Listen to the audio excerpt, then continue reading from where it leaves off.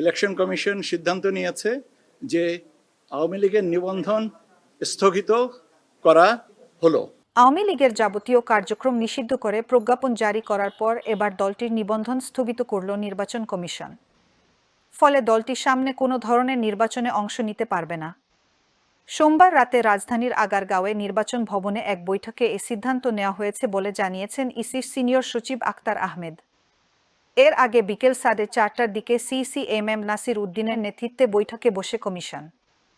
4 ঘণ্টা বৈঠক শেষে রাত 9:15টার দিকে ইসি সচিব আক্তার আহমেদ বলেন, স্বরাষ্ট্র মন্ত্রণালয়ের প্রজ্ঞাপনের আলোকে আওয়ামী লীগের নিবন্ধন স্থগিত করেছে ইসি। জাতীয় নির্বাচনে অংশ নিতে নিবন্ধন বাধ্যতামূলক। 2008 সালে নবম সংসদ নির্বাচনের আগে নিবন্ধন প্রথা চালু করে নির্বাচন কমিশন। গত 4টি নির্বাচনে 55টি নিবন্ধন পেয়েছিল। দেশের প্রাচীনতম দলটির নিবন্ধন নাম্বার 6 প্রতীক নৌকা। নিবন্ধন স্থগিতের মাধ্যমে দলটির ভোটে অংশগ্রহণ বন্ধ হয়ে গেল। গুড লাক পেনের সফট অয়েল বেসড ইঙ্ক তাই নিখুঁত লেখার আত্মবিশ্বাস। Good luck pen. Make your luck.